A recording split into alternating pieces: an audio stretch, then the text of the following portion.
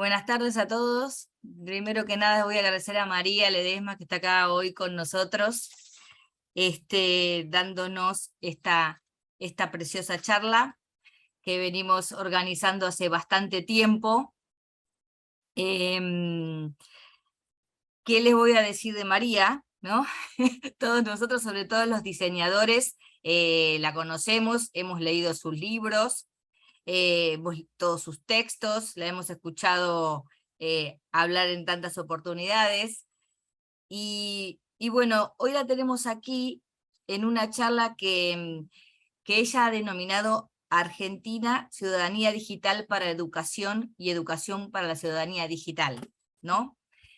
De todas maneras, María, voy a hacer una pequeña presentación por las dudas. María del Valle de Ledesma es doctora en diseño por la UBA y se especializa en teoría y crítica del diseño. Profesora consulta de la FADU-UBA, integra la comisión de postdoctorado de la FADU-UBA, de doctorado de la FADU-UNL, y dirige la maestría en estrategia y gestión en el área de diseño de la UNNOVA. Ha sido vicedirectora de la carrera de diseño gráfico, directora de la carrera de especialización docente de la FADU también, miembro activo de su comisión de doctorado. Y profesora invitada, ha impartido seminarios en montones de países, obviamente en nuestro país, en Uruguay, Chile, Brasil, México, Colombia y también España, me consta. Es autora, entre otros libros y artículos, como de diseño gráfico, Una voz pública, coautora con Leonora Fuchs y Norberto Chávez de Diseño y Comunicación, Teoría y Enfoques Críticos, un libro que todos hemos leído y yo siempre recupero porque siempre parece que encuentro digamos, una nueva definición o una nueva acepción de los temas del diseño, ¿no? Y con López de Comunicación para Diseñadores, Retóricas del Diseño Social, además de numerosos artículos en revistas nacionales y extranjeras. También debo decir que me parece que están organizando un curso de posgrado presencial en nuestra facultad, así que al que le interese, creo que va a estar por nuestra facultad en noviembre, ¿no? Bien, María, bienvenida, muchas gracias, es una alegría tenerte en nuestra casa, y te dejo aquí con tu audiencia, que son como más de 30 personas. Hola, ¿qué tal? Buenas tardes a todas y a todos. Muchas gracias por la presentación exagerada. Tengo toda esa larga trayectoria porque tengo todos estos largos años y no me he quedado quieta, eso es cierto. Pero bueno, estoy contenta de estar aquí y debo confesar que el tema de la educación es un tema en el que yo no he incursionado de manera directa, pero en tanto educadora, en tanto perteneciente a la comunidad universitaria, me ha preocupado. Y hablo en este sentido no como especialista en el área, sino desde mi acercamiento al diseño en particular y desde mi acercamiento a la enseñanza en general.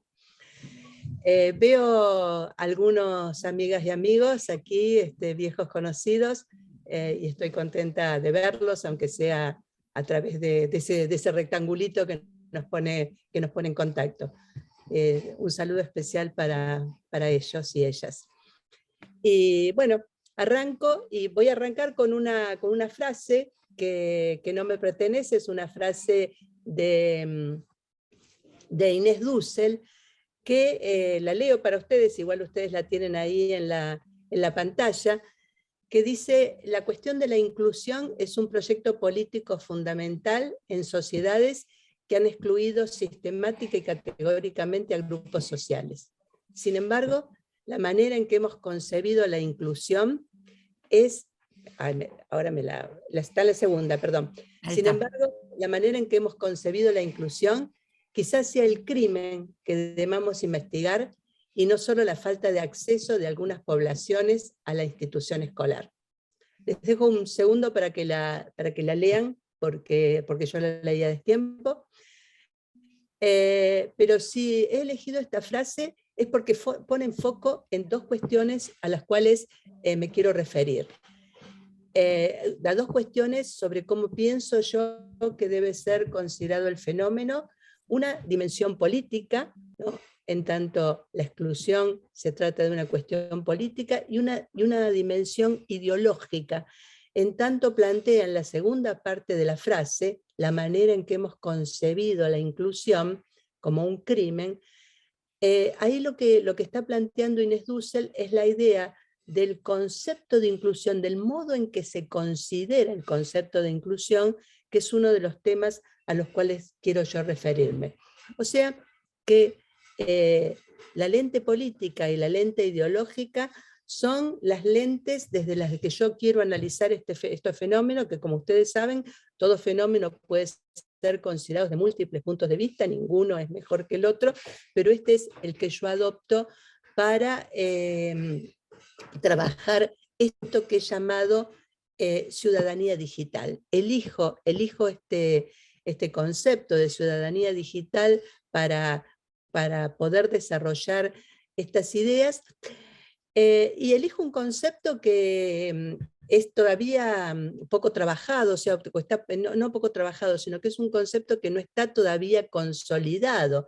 Es un concepto tan laxo que puede referirse, por un lado, a la idea de ser hábil en la socialización en el universo online, ¿no?, una cuestión mucho más general, o también puede aludir a los desarrollos de pensar en nuevos modos de democracia, en una democracia de nuevo tipo, en un modelo democrático diferente. Entre estas dos grandes concepciones, o estas dos grandes ideas respecto de lo que puede ser la ciudadanía digital, han corrido bastantes ríos de tinta, entre los cuales yo destaco particularmente los planteos de Castells, por ejemplo, los planteos de Van Dijk, ¿no?, que abonan en este sentido.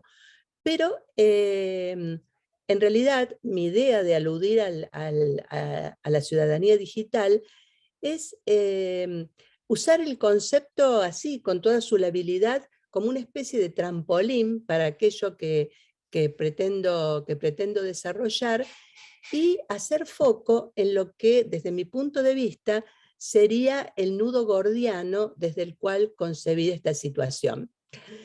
Yo lo sintetizo en una frase que tienen en la pantalla siguiente, que alude a la ciudadanía digital entendida como, mejor dicho, que alude a la educación para la ciudadanía digital como una necesidad de la sociedad, que sin embargo solo será posible si la educación otorga ciudadanía a la digitalidad.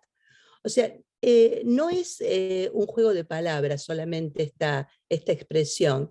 Es una expresión que en su doble carácter, en el doble uso del concepto de ciudadanía digital o del concepto de ciudadanía, me parece a mí que permite dimensionar los factores que están involucrados en el problema. O sea, como queda claro, estoy usando la palabra ciudadanía en dos sentidos. En la primera parte, cuando hablo de la ciudadanía digital, me estoy refiriendo así, en sentido laxo, a esta concepción de la que hablaba hace un rato, que se refiere a la responsabilidad, al uso responsable y activo de las posibilidades de democratización que trae consigo la digitalidad. En cambio, en la segunda parte, la segunda vez que introduzco el concepto de ciudadanía, lo introduzco en el sentido de dar ciudadanía a algo, ¿no? O sea, cuando hablamos de dar ciudadanía a algo, estamos hablando de hacerlo pertenecer, de hacerlo ingresar a algún lugar. Y entonces, lo que yo planteo es que la educación tiene que dar ciudadanía a la digitalidad, porque hasta ahora no se la ha dado, o por lo menos me parece a mí que no se la ha dado.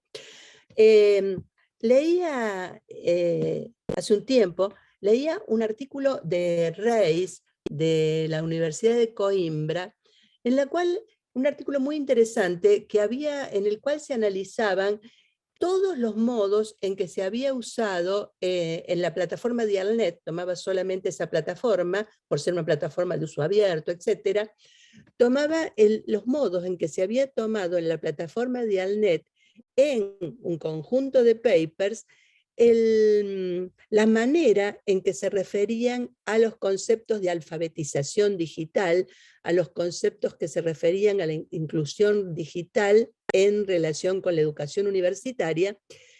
Y el resultado de ese estudio, bastante laborioso, porque era un estudio estadístico, un estudio numérico, un estudio, o sea, de análisis del curso por un lado, pero por el otro lado con datos numéricos, lo que aparecía como resultado era que en general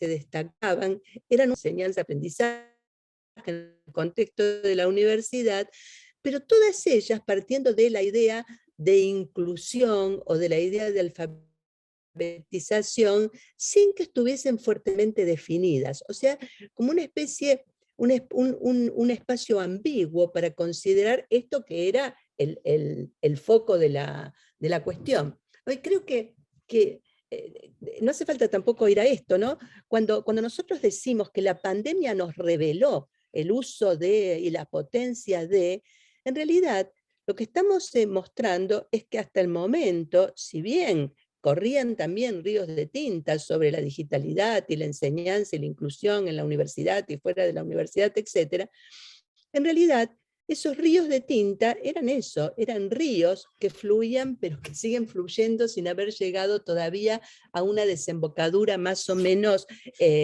sólida y fuerte, y que hizo falta una situación externa, hizo falta una situación de riesgo para que de repente reconociéramos, descubriéramos las potencialidades y los usos de lo que nos ofrecía la comunicación digital. Entonces, partiendo de esta constatación, que es un tanto empírica, ¿no? Basada tanto en estos desarrollos de otros lugares como en las propias constataciones de lo que nos ha pasado a nosotros, es que sostengo que la digitalidad ha entrado de hecho a la enseñanza y a la enseñanza universitaria en particular, pero no ha entrado todavía de derecho. ¿Qué quiere decir que no ha entrado de derecho? Es que no ha entrado con estas cartas de ciudadanía que me parece que tendría que tener. Entonces, bajo este paraguas es que yo voy a organizar mi exposición en dos grandes rubros, en dos grandes campos, uno vinculado con las condiciones de inclusión digital en general y acceso, y otro vinculado con el trabajo en la universidad, adelantando ya que yo tampoco tengo el lugar de llegada del mar, ¿no? O sea, no van a encontrar en esta exposición ninguna respuesta a estas cuestiones de las que estoy planteando. Únicamente que lo único que pueden encontrar, tal vez, es una organización de algunas ideas y lo que yo quiero compartir es una propuesta pensada desde el diseño para poder trabajar en conjunto en la línea en que creo que habría que trabajar. Obviamente son ideas provisionales, son ideas débiles, son ideas blandas, porque como dice Buenaventura Santos, estamos en una época en que tenemos preguntas muy fuertes y respuestas muy débiles. Bueno, la mía no escapa a esa caracterización, pero allá voy. Avísame cuando paso las diapos, María. Dale, sí, te voy avisando. Bueno, aquellos que me han escuchado alguna otra vez saben que yo tengo pocas diapos y hablo un montón. Son como para enhebrar algo, para enhebrar la mirada de quien está escuchando. Bueno, en primer lugar, bueno, ahora sí podemos pasar a la siguiente diapo. Y les decía que quería referirme en principio a las condiciones de acceso, teniendo en cuenta que las condiciones de acceso no son, son como, como en todo fenómeno, ¿no? Son multicausales, o sea, la inclusión digital es un fenómeno que responde a múltiples causas, o sea, como está planteado acá en la placa, hay dimensiones políticas, hay dimensiones sociales, culturales y por supuesto técnicas que están implicadas en el acceso a Internet. Y hay dos investigadores brasileros, Fabio Duarte e Indemburgo Pires, que plantean una estructura o ofrecen una estructura para poder pensar estas dimensiones desde tres niveles, ¿no? Hay una dimensión que tiene que ver con la conectividad, otra que tiene que ver con la accesibilidad y una tercera que tiene que ver con la comunicabilidad, que voy a tratar de ir desglosando a medida que avance en el desarrollo. Con respecto, o sea, salta de suyo que no hay ninguna posibilidad de acceso a Internet si no existe el factor de la conectividad. Y sobre este aspecto, lo que quiero marcar es que más allá de todos los decires que son ciertos respecto de la simultaneidad que trae Internet, de la deslocalización espacial que trae Internet, de la deslocalización temporal que trae Internet, etcétera, etcétera, más allá de esto, para que os sucedan todas estas cosas, tiene que ocurrir lo que yo llamo el viaje de los datos o la travesía de los datos, como dice la plaquita siguiente, que lo único que dice es eso. Así que si la pones, por favor, la ven.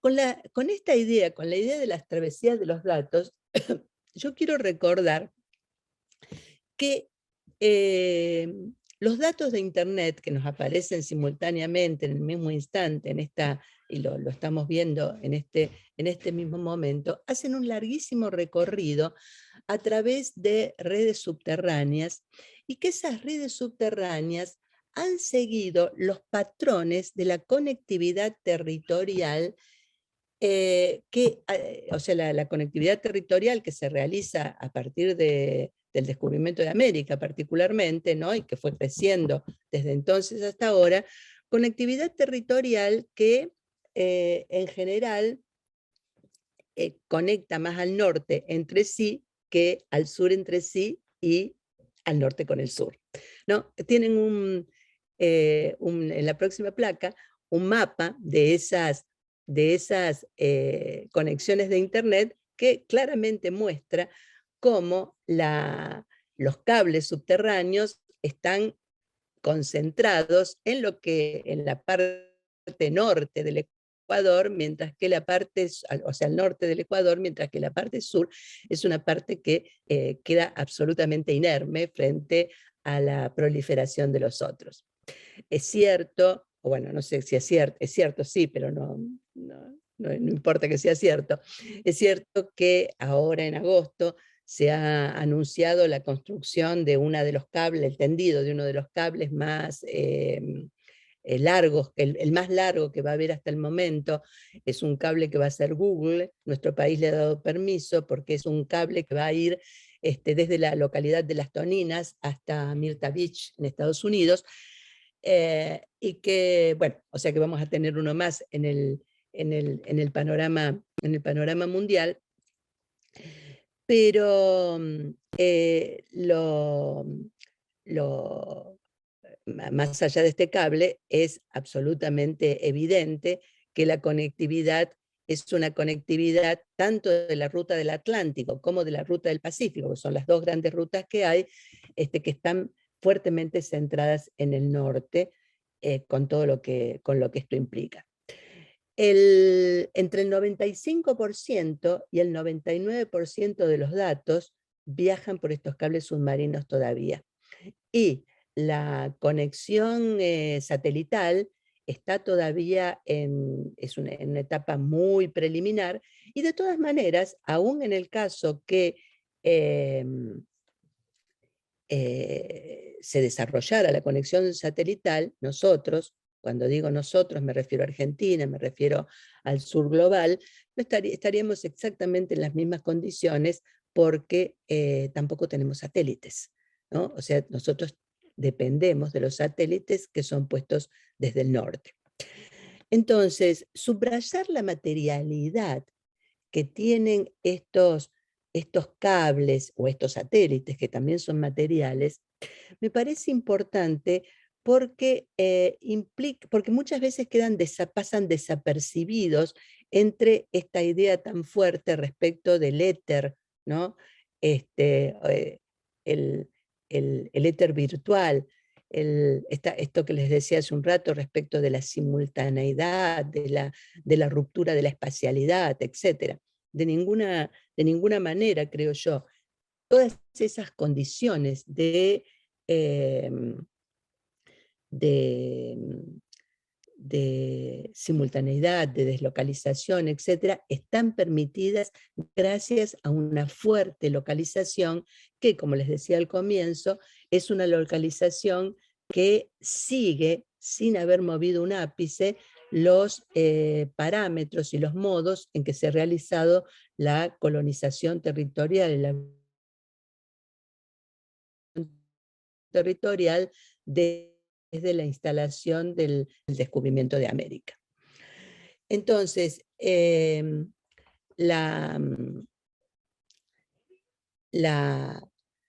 tenemos acá una primera cuestión en relación con la vinculación con Internet, que tiene que ver con la diferencia entre los países ricos y los pobres, ¿no? Que creo, insisto, que hay que subrayar porque el cableado, y creo que es la plaquita que sigue, me parece exactamente, que el cableado, o sea, que acceder a Internet, como dice la plaquita, depende de cables, y el cableado siempre ha sido geopolítico, ¿no?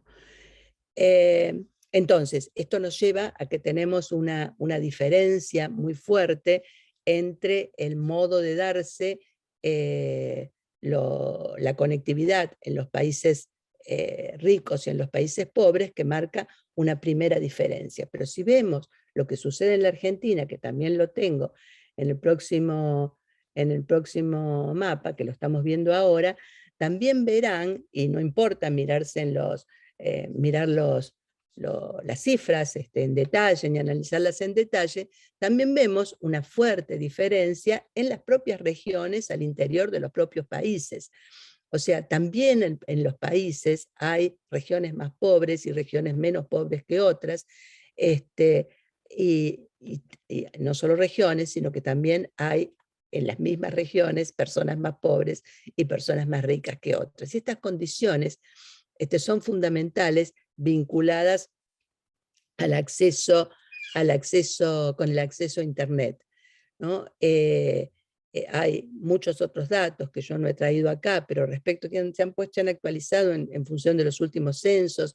El Observatorio de Educación ha tomado muchísimos datos también en relación con lo sucedido durante la pandemia, o sea, la cantidad de jóvenes con acceso a Internet, jóvenes sin acceso a Internet, son mayores los jóvenes, o sea, es mayor la desproporción en la escolaridad primaria que en la escolaridad universitaria, pero esto tiene que ver con que son más los jóvenes que van, o los niños que tienen educación primaria, que aquellos que acceden a la educación universitaria, pero que tampoco alcanza el acceso a Internet para determinar estas cuestiones, porque el acceso, hay otras cifras a tener en cuenta que tienen que ver con la cantidad de dispositivos que hay en una casa, con la cantidad de ambientes en los que alguien puede estar conectado, con el tipo de dispositivo con el que se conecta. O sea, las variables también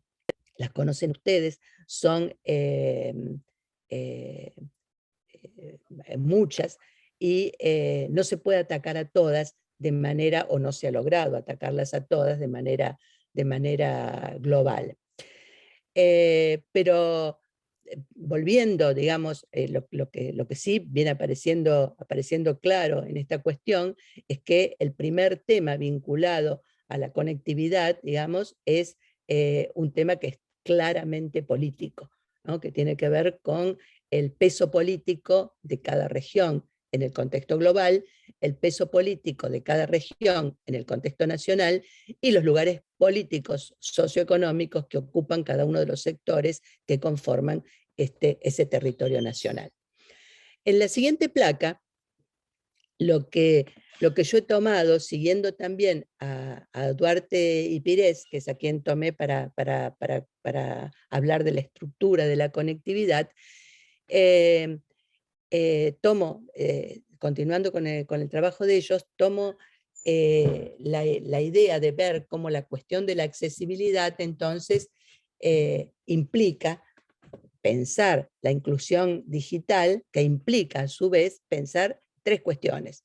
La primera, que es la que acabamos de ver, las diferencias de acceso entre los países ricos y los países pobres. La segunda, que también la acabamos de ver, que es la diferencia interna entre los ricos y los pobres, ya sea regionales o ya sea grupos sociales, dentro de las naciones en cuanto al acceso a la información. Y la tercera, que no he tocado hasta ahora, que tiene que ver con las diferencias internas en relación a las posibilidades de uso de los insumos digitales.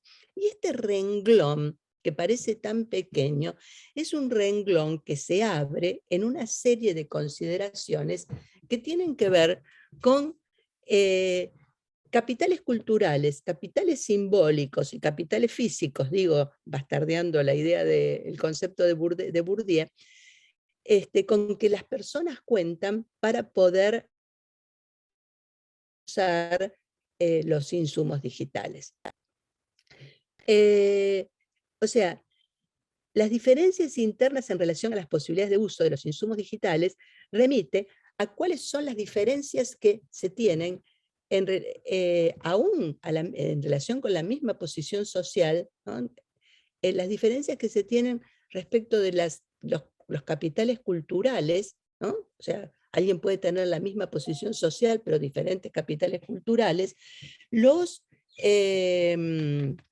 los capitales simbólicos que se tienen, y cuando hablo de los capitales físicos, me refiero a las posibilidades y las capacidades físicas que tiene cada grupo de personas o cada persona en relación con lo necesario para Internet. O sea, me estoy refiriendo a las personas que tienen problemáticas visuales, problemáticas auditivas, problemáticas motoras, ¿no? Es una serie de cuestiones que intervienen en esto en relación con los insumos, con la posibilidad de uso de los insumos digitales. Y con este último punto, entonces, entramos al segundo de los aspectos que pensaba que habían planteado Duarte y Pires en relación con cómo acceder o cómo pensar la estructura de la inclusión digital, que es la accesibilidad.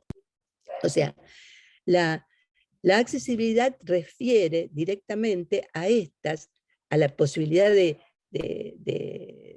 anular o de borrar estas diferencias entre los distintos usuarios para poder gozar de los beneficios de Internet.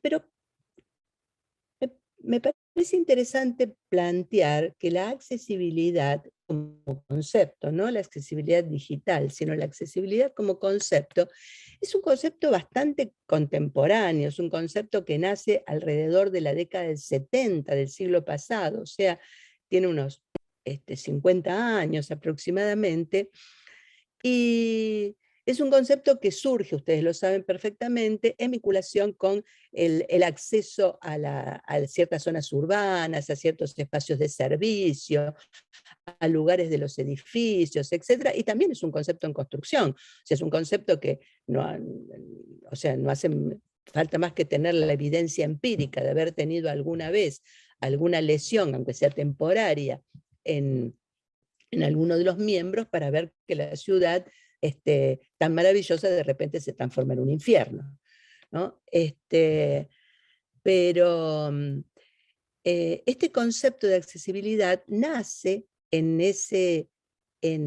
recién en ese momento, y lo que me resulta significativo, que me resulta interesante subrayar, es el hecho que el planteo de las interfaces digitales nace perfectamente y fuertemente unido a la idea de accesibilidad. O sea, ya esto tiene que ver, o sea, perdón, para pasar a la otra plaquita, cuando hablo de la accesibilidad, estoy hablando del modo de darse, de ofrecerse los datos. En la otra plaquita anterior, en las otras placas anteriores, lo que veía era el modo de viajar de los datos, la travesía que hacían los datos. Y en esto, cuando hablamos de la accesibilidad, hablamos del modo en que se ofrecen a aquellos que pueden disponer de ellos. Y como les decía, este modo de ofrecerse los datos ha estado presente prácticamente desde los inicios de la digitalidad. Ya en los planteos, ya el propio Tim Behrens, ¿no?, y Jakob Nielsen trabajaban fuertemente con la idea de accesibilidad. Y es más, hay una frase famosa de Jakob Nielsen en la cual él discute en el diseño de las interfaces. Él dice, bueno, en el diseño hay dos cosas a tener en cuenta, ¿no? Una cosa es, se lo piensa como un ingeniero que busca que el usuario adquiera su satisfacción rápidamente, y otra cosa como se lo piensa como un artista, ¿no? Y ahí, bueno, no lo dice exactamente así, pero este es el concepto de la frase que muestra esta polémica que todavía hoy subsiste, ¿no?, porque muchos de los diseñadores hoy se sienten atacados en sus libertades cuando se les pide que diseñen una página accesible. Bueno, muestra esa polémica en aquel momento entre cuál era la función que tenía que tener una interfaz, ¿no? O sea, la interfaz que une dos mundos, el mundo de las lógicas algorítmicas con el mundo en el cual actitudes gestuales o vocales o movimientos de mano logran poner en conexión esas dos realidades. Bueno, como les decía, está en los inicios y sin embargo, a pesar de estar esa preocupación en los inicios, hemos avanzado muy poco en accesibilidad web. Yo creo, y acá de nuevo aparece, y este es otra de las ideas que quería plantear en relación con el costado ideológico, con el costado con que pensamos las palabras. Creo que si bien la idea de accesibilidad estaba presente en los fundadores del mundo digital, lo que no compartimos es el concepto de accesibilidad, porque la accesibilidad, o mejor dicho, no tanto el concepto, sino que lo que no se comparte es la idea de para quiénes tiene que ser accesible. Porque en las teorizaciones, en los planteos primeros en relación con la accesibilidad, de lo que se trata es de una accesibilidad neutra, o sea, de una accesibilidad pensada para un individuo urbano, culto, o con educación, con acceso a la educación, un individuo, miren nomás las interfaces, ¿no?, un individuo que su cuerpo simbólico, ¿no?, su mundo simbólico, es un mundo urbano, es un mundo instruido. O sea, entre aquellos eh, eh, primeras propuestas y lo que sucedió, había como una especie de simbiosis, una especie de espejo, ¿no? Aquel que tenía que usar era casi alguien que se espejaba con aquel que desarrollaba a quien realizaba los desarrollos. Y esto entonces tiene que ver con este aspecto que me parece que yo quiero enfatizar, que tiene que ver con la no neutralidad de las palabras, y que era lo que decía Inés Dussel al comienzo, ¿no? El crimen el crimen que hemos cometido es al que hemos llamado inclusión, y yo la parafraseo y planteo a lo mejor el crimen que hemos cometido es a que hemos llamado accesibilidad. O sea, dicho de nuevo, la accesibilidad no es un problema técnico o no es solamente un problema técnico.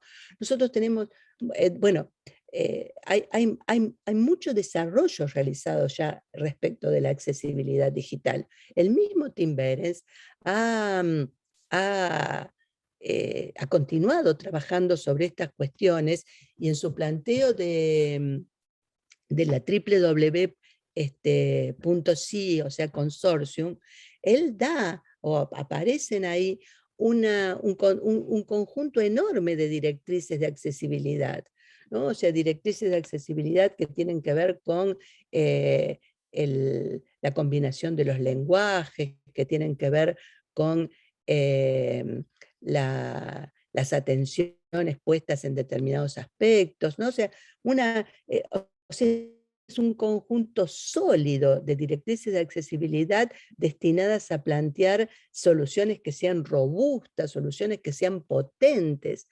Y no solo Tim Behrens lo ha hecho, ¿no? Sino que esto ha sido atendido por los gobiernos, ¿no? Tanto los gobiernos europeos como nuestro propio gobierno nacional, se hace de estas cuestiones, ¿no? Los gobiernos europeos con un ritmo un poco acelerado que el nuestro, pero los gobiernos nuestros también, ¿no? En la próxima placa, ustedes tienen, si no me equivoco, no, antes tenía una plaquita en la cual decía esto, ¿no? Que la accesibilidad, lo que acabo de decir, ¿no? La accesibilidad web, además de ser una cuestión técnica, es sobre todo una cuestión política e ideológica. Política porque implica distribuciones de las redes de acceso, ideológica porque implica concepciones respecto de las capacidades físicas, mentales y culturales de quienes participan en la red. Es lo que acabo de decir. En la siguiente plaquita, lo que tengo es lo que plantea nuestro gobierno, en la página de nuestro gobierno, sobre qué es la accesibilidad en los signos de Internet, ¿no? Que es lo que el gobierno con esto intenta dar cabida a la ley 26.523, 33, perdón, en la cual plantea que la inclusión digital es un derecho, ¿no? Pero, pasa como con todos los derechos, se convierten en letra muerta si no se ejercitan. Y nuestro gobierno no dispone absolutamente de ningún organismo de revisión, de contralor, de organización, de asesoramiento para el desarrollo de sus propias páginas. No estoy hablando de la multitud de páginas que hay, sino de sus propias páginas. No hace falta más que entrar o intentar entrar a alguna de las páginas del gobierno para encontrarse con atentados a al propio derecho que se está pensando. Y mucho más estos sí gubernamentales, las páginas. Hay un estudio que leí hará unos meses también, sobre un observatorio en Brasil que también muestra cómo del año 2022 o 2021, no recuerdo ahora exactamente, con respecto al año anterior, el porcentaje de páginas con accesibilidad es menor que en los años anteriores. Y lo especifica, lo justifica, lo aclara por el hecho que cada vez más hay páginas, las páginas prearmadas, las páginas preconfiguradas, que cada uno, o sea, cada vez son más accesibles ese tipo de páginas, pero por lo tanto cada vez hay más sitios, más páginas que tienen menos condiciones de accesibilidad.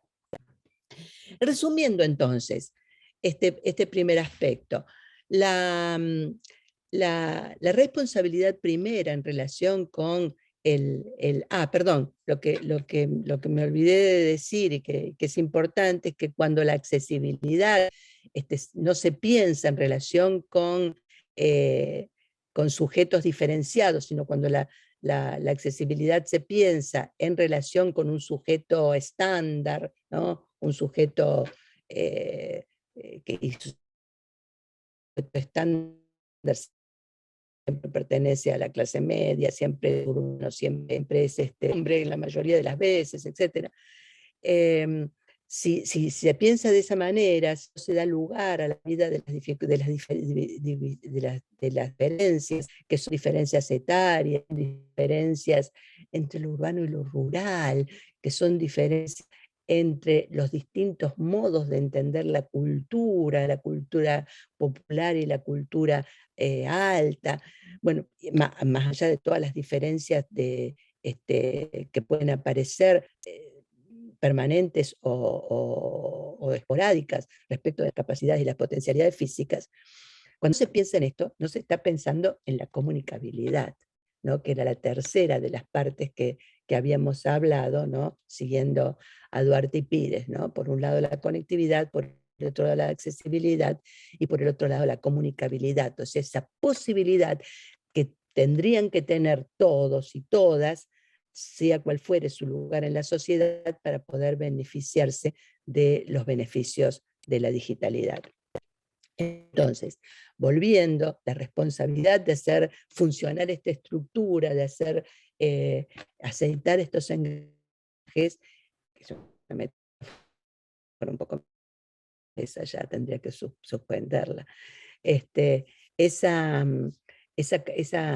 responsabilidad compete en primer lugar a los gobiernos, ¿no? O sea, tanto los gobiernos nacionales como los gobiernos municipales, los gobiernos provinciales, son los directamente responsables de asegurar, en la medida de lo posible, las mejores condiciones de conectividad, de accesibilidad y de comunicabilidad, pero asegurar implica generar los mecanismos de aceitamiento, de control para que esto suceda. Y por el otro lado, los desarrolladores que tienen que convencerse, ¿no? Los desarrolladores, programadores, diseñadores, que tienen que convencerse de la necesidad de adoptar y seguir estas directrices, y no en esto que decíamos hace un rato, esta lucha que hay entre sentirse amenazado en su creatividad. Pero entre estos dos grandes polos, corre también algo que tiene que ver con la dinámica de las sociedades, que no responde únicamente a cuestiones aisladas, sino que responde a cuestiones, que las cuestiones están relacionadas y vinculadas unas entre sí. Entonces, imposible pensar que se puede atacar el problema así en general sin atacar las otras cuestiones que están puestas en juego, que tienen que ver con los partidos políticos, que tienen que ver con los órganos democráticos, que tienen que ver con el funcionamiento de las instituciones, que tienen que ver con la distribución de los recursos, o sea, que tienen que ver con toda la dinámica de la vida social. Esperar a que se produzca este cambio en estos términos es, desde mi punto de vista, una empresa a la que hay que apostar, sí, pero o sea, hay que apostar a la empresa, pero no esperar a que la empresa se produzca. ¿Cómo actuar para que esa empresa se produzca, o para que llegue a algún buen término? Bueno, es acá donde yo entro a la segunda parte de mi charla, que les había anticipado, y que la planteo de esta manera. ¿Cómo puede la universidad, o sea, dar carta de ciudadanía a la digitalidad, si están todas estas cosas que acabo de decir todavía irresueltas, ¿no? ¿Cómo puedo dar carta de ciudadanía acá en la Argentina a la digitalidad si veo que tengo 3 cables, a pesar de que ahora Google me promete otro, que me une con el mundo? Si veo que en Jujuy, para conectarme, y no solo en Jujuy, sino que veo que para conectarme acá corro peligro a cada momento, que ya me aparecieron 2 carteles de que mi conexión es inestable, ¿no? Y no solo esto, sino que tengo estudiantes que se conectan con un celular, si tengo estudiantes que comparten la computadora con los padres, los veo, tengo estudios, no con los padres, pero los veo compartiendo entre dos una computadora. Tengo estudiantes que no quieren mostrar su mundo privado, porque su mundo privado no se corresponde con el mundo privado esperable para alguien que transcurre a la universidad, etc. ¿Cómo cómo dar carta de ciudadanía cuando aparentemente todos los derechos les están negados, ¿no? Entonces, acá, en relación con esto, es que a mí me parece que podría pensarse en primer lugar, en considerar las dimensiones que tiene el problema, ¿no? Esto lo tengo en la próxima plaquita, si no me equivoco, ¿no? Que tomo esto de un artículo, de un paper muy breve, pero sin embargo interesante, ¿no? Que plantea las dimensiones en que puede considerarse el problema, ¿no? Por un lado, una dimensión operativa, tener en cuenta una dimensión operativa, que es la dimensión, bueno, de poder, de la primera, de poder operar con los artefactos. Una dimensión informacional que tiene que ver con, bueno, cómo accedo a estos datos, cómo el estudiante, ¿no? Accede a estos datos que le están dados de esta manera, que acabamos de ver, con tantas dificultades desde el punto de vista de la accesibilidad, ¿no? O sea, cuando hablo de la operatividad, estoy pensando en las necesidades de conectividad, pero también en la necesidad de poder operar y saber operar con eso y con qué dispositivo se opera. Por otro lado, cuáles son las condiciones de acceso a la información, pero también tomando en cuenta las cuestiones, lo que tiene que ver con la dimensión social y la dimensión creativa. O sea, la dimensión social implicaría cuáles serían las condiciones, las mejores condiciones para socializar en Internet, ¿no? O sea, estoy pensando, por ejemplo, en el FOMO, ¿no? Eh, que padecen casi, o sea, por lo menos los estudiantes de las escuelas medias y los estudiantes de los primeros años en las universidades, ¿no? Que están afectados de esta problemática tan fuerte, ¿no? Bueno, cómo poder manejar la sociabilidad en Internet, que es tan diferente a la sociabilidad presencial. Y por último lado, una dimensión creativa, que es la dimensión de la producción de contenidos para Internet, ¿no? Una producción de contenidos que va tanto de las producciones sencillas de contenidos, como esta misma, por ejemplo, es una producción de contenido sencilla, hasta las producciones de contenido que implican la programación, ¿no? Entonces, me parece que para pensar el problema no tenemos que dejar de pensar que puede ser atacado que debe ser considerado en estas 4 dimensiones. Y, y me parece también, y en esto eh, abordo una concepción de diseño que aquellos que son diseñadores conocen seguramente, que es no seguramente, positivamente conocen, ¿no? Que es el diseño para las transiciones, o sea, el diseño para aquello que todavía no es, pero que se puede hacer desde el diseño para estas cuestiones, ¿no? Este diseño para las transiciones que está teorizado de muchos lugares, ¿no? Yo sigo muy particularmente a Arturo Escobar, pero en este caso particular no voy a tomar, o sea, el modelo que voy a tomar es el modelo de los escenarios sociotécnicos, tal como los piensa Ezio Mancini, lo tengo en la próxima placa, que, que él plantea 4 claves, ¿no? para pensar estos escenarios, ¿no? La clave de lo pequeño, de lo local, de lo abierto y de lo conectado. O sea, hacer innovaciones sociales que sean pequeñas, que sean locales, que sean abiertas, sin embargo, al mundo y que estén conectadas entre sí. Es LOC, para quienes no lo conozcan, por el nombre de las iniciales en inglés.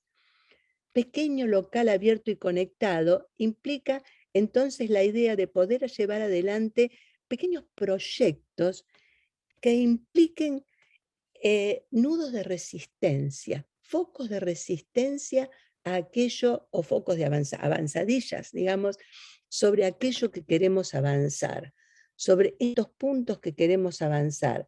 ¿Cómo, insisto, ¿no?, en cómo darle más carta de ciudadanía cómo darle carta de ciudadanía a la digitalidad en la universidad? ¿Cómo hacer que dejemos de hablar todavía de nuevas tecnologías? ¿Cómo hacer para dejar de considerarlas todavía herramientas al servicio de? ¿Cómo hacer para dejar de pensarlas todavía como algo que nos resulta ajeno, ¿no? Darle carta de ciudadanía es incluirla de derecho en cualquier planteo universitario que se haga. Y en esta línea, en esta búsqueda, es entonces que ofrezco, en realidad no lo ofrezco yo, tomo a Mancini para ofrecer el ofrecimiento de Mancini respecto de generar estos focos de resistencia controlables, porque son pequeños, porque son locales, pero sin embargo eh, eh, en conexión, ¿no? O sea, abiertos y en conexión con las propuestas globales, de tal manera que, como lo tengo en la otra placa, se puedan generar archipiélagos de resistencia, archipiélagos de accesibilidad. O sea, que cada cátedra, que cada laboratorio, que cada espacio universitario sea y se convierta en un archipiélago de accesibilidad. Yo en este sentido quiero compartir la experiencia que se ha realizado en la Universidad de Filosofía. Es una experiencia pequeña, bueno, como SLOC, ¿no? Es una experiencia pequeña y sin embargo enorme, que se ha desarrollado en la Universidad de Filosofía y Letras de Filosofía y Humanidades, perdón, de la UBA, ¿no? Que tengo el nombre nomás en la otra plaquita, que es el desarrollo de una app para la enseñanza de español para refugiados e inmigrantes encargada por ACNUR. ACNUR es el grupo, no el grupo, la delegación de la OEA encargada de los refugiados. Me resulta que me parece que cumple con todos los requisitos de SLOC esta experiencia, porque esta experiencia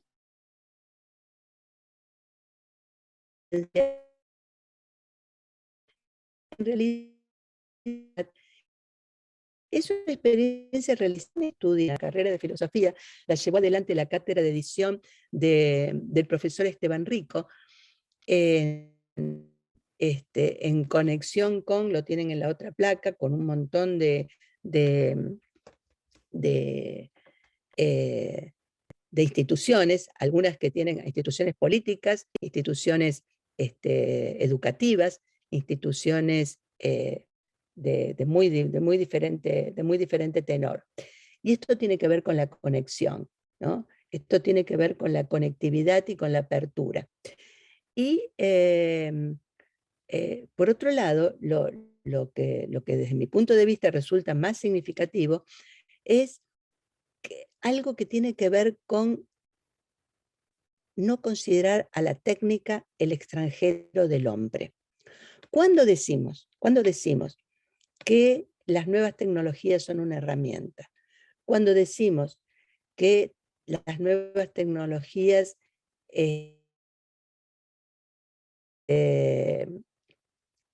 tienen que ser aprovechadas, etcétera, etcétera. Cuando hablamos de ellas como si no fuesen parte de nosotros, como si fuesen aquello ajeno, estamos repitiendo esto que plantea Simondon en relación con la ajenidad de la técnica. No sigue siendo aquello que o nos va a llevar a la desgracia o nos va a llevar a la redención, pero que no nos constituye. Y esto es lo que yo siento que sucede con la tecnología digital en relación con la educación. Todavía seguimos pensando que el libro y la palabra escrita nos constituye. Y, sin embargo, la digitalidad en que estamos enseñando y en el que estamos aprendiendo. Me parece que esta iniciativa del profesor Rico y de todo su equipo docente es una iniciativa que, como les decía, cumple con esta idea de Simondon que no hay que hablar de tecnología, sino que hay que hacerla, ¿no?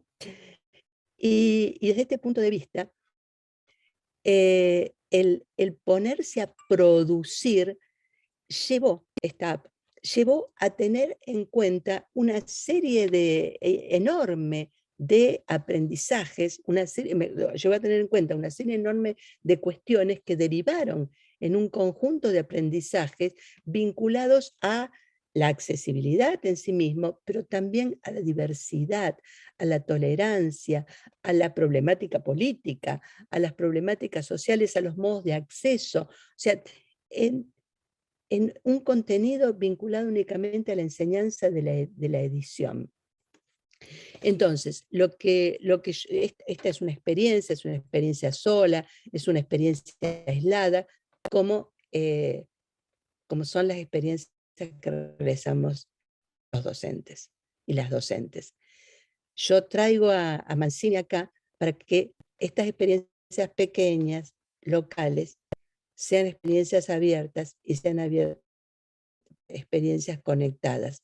O sea que lleguemos a este archipiélago de experiencias sistematizando todas esas experiencias que están diseminadas en muchísimas de las aulas a lo largo de toda la Argentina. Lo que propongo es justamente plantear una red de experiencias, ¿no? Pero una red de experiencias que estén dominadas por esta idea. No solamente cumplir con los requerimientos programáticos de mi aula, sino también extender hacia los demás requerimientos programáticos, que en realidad son requerimientos de accesibilidad, de comunicabilidad y de conectividad, a todos los ámbitos universitarios, y desde esos ámbitos universitarios seguir manteniendo la tarea de vigilantes, de vigilancia que realizamos, de tomar el pulso social, de tomar el pulso del conocimiento social que es propio de toda universidad. Bueno, creo que esto es lo que tenía para compartir con ustedes. Creo que no hice una plaquita de gracias, así que, pero sí hice una plaquita de referencias por si a alguien le interesa chequear alguno de los textos que he comentado, chequear los datos que he comentado, lo pueda hacer. Así que tómenle una fotito o algo así, lo que quieran, si les interesa. Bueno, la verdad súper interesante, me gustó mucho este concepto de archipiélago de resistencia y para variar, muchas de las cosas es como a mí me sucede como que pasás como en limpio algunas ideas que uno no tiene del todo muy claras, ¿no? Y esto que quizá planteás de Slock, es muchas veces lo que desde diferentes lugares uno encuentra que tanto docentes como diferentes profesionales, diseñadores, productores de las distintas áreas, están trabajando, proponiendo estas cuestiones de accesibilidad para ser incorporadas precisamente en esta posibilidad de que todas las personas tengan, ¿no? Esto que hablabas del derecho a la información, a la comunicación, a la participación, esto que hablamos siempre, ¿no? Te agradezco muchísimo. Si alguien tiene una pregunta, la quiere hacer por el chat, se la leemos a María, o si alguien quiere abrir un minuto el micrófono sin ningún problema, hacemos unos minutitos de alguna pregunta. Pero en principio yo te quiero agradecer, me parece que esto de la red de experiencias se tiene que ir incrementando, y sobre todo que la idea de estos espacios, de estas conferencias que estamos organizando desde la Secretaría Académica, es poner en discusión este tema, plantearlo en nuestro ámbito formativo, en nuestra facultad, y ver cómo nosotros desde nuestros espacios podemos ir entonces también trabajando para todo el colectivo y de toda este colectivo de la universidad y de la facultad, por lo menos empezando desde ahí, ¿no? ¿Alguien tiene alguna pregunta? No estoy viendo el chat, a ver, déjenme mirar aquí.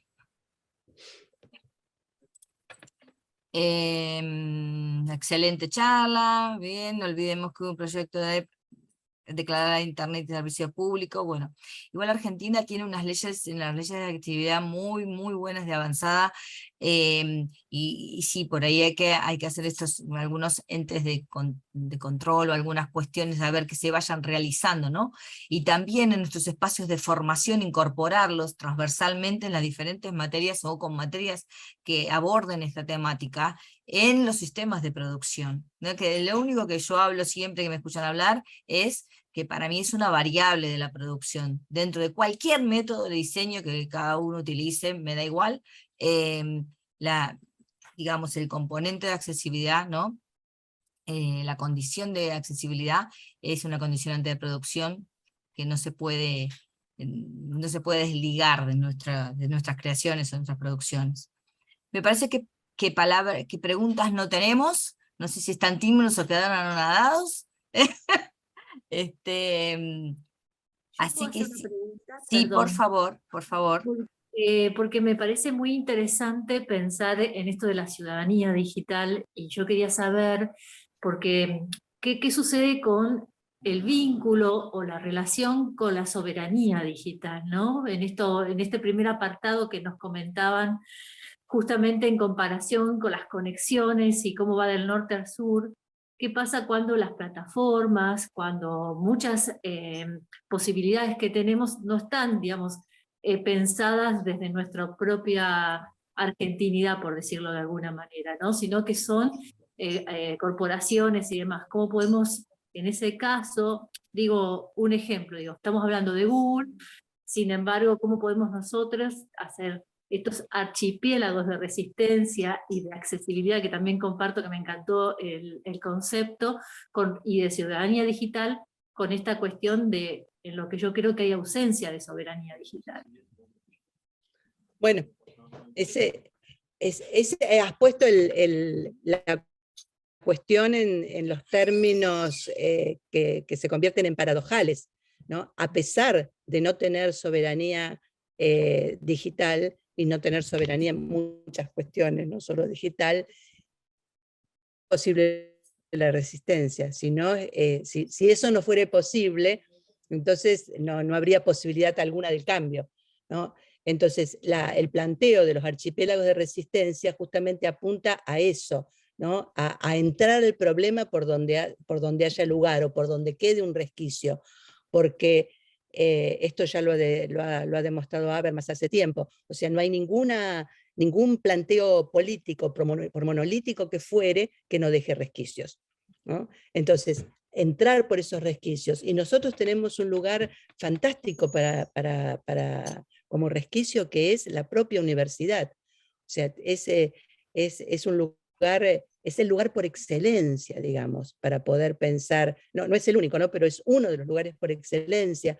para poder pensar críticamente y actuar críticamente, porque bueno, a mí me resulta particularmente incómodo hablar del pensamiento crítico si no hay una propuesta de acción también, ¿no? Así que creo que sí, que vos pones el punto exacto y la describís perfectamente a la paradoja. Y bueno, hay que entrar a un dilema, hay que entrar por alguno de sus cuernos, de alguna manera. Gracias. Ramiro Cardoso, si querés hacer tu pregunta en voz alta, por favor.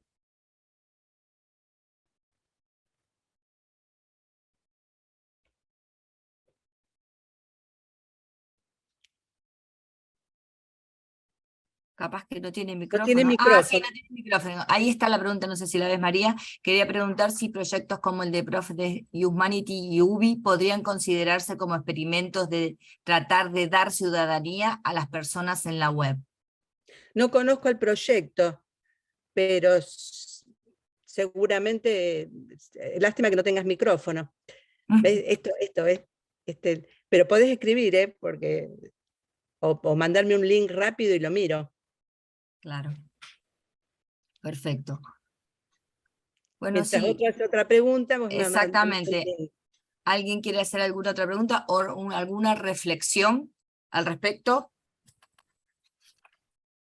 Yo he anotado de todo y eso que tengo el PowerPoint tuyo aquí, no sé para qué lo he hecho, porque me iba entusiasmando con, con las definiciones y con los temas, ¿no? Y esta cuestión de que el concepto mismo de accesibilidad, además de ser un concepto contemporáneo, es uno en construcción. Aquí tienes el enlace. Mira, yo también lo voy a mirar. Ahí lo vi, ya Ah, lo sí, vi. Lo sí. miremos todo. Sí, sí, Ay, no sí, se puede sí. acceder al sitio. ¿Por Ah, qué? espera, yo te lo comparto, a ver si puedo. Dame un segundito. Yo lo estoy viendo aquí. Acá está, ya entré, Ah, entré. perfecto. Ah, ya lo está compartiendo. Sí. No sé, habría que mirarlo con más detalle, ¿no? Y ver Habría que mirarlo con detalle quiénes lo están quién lo proponiendo, están pero parece sosteniendo. Sí, sí. debe ser razón, Igual están hablando de privacidad de datos también.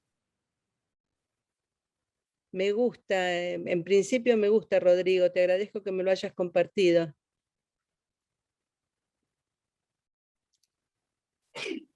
Hola. Ahí Ah, va. sí, Ahora, ahora sí se escucha, perdón. sí. Sí, Sí, lo que quería compartir era ese sitio de Democracy Art, que lo que ellos están trabajando es una DAO, es una organización descentralizada. Ujú. Y lo que están tratando de hacer es que los votos, en principio, sean uno por persona física. Entonces, para eso crearon un proyecto que corre sobre la red de Ethereum, que es una blockchain, ujú. para identificar, digamos, a cada persona, individualizar. Entonces, a la hora de votar decisiones sobre la DAO, se aseguran que una persona corresponde a un voto. Después tienen otros tipos de proyectos como el ingreso básico universal, que es el UBI, que un poco apunta para ese lado también de la democratización del ingreso. Claro, son Eh, todos proyectos vinculados a la ciudadanía digital. En este sentido, segundo que yo decía, que es el sentido de poder generar, o sea, porque el concepto de ciudadanía digital está muy controvertido, además, o sea, dos cosas.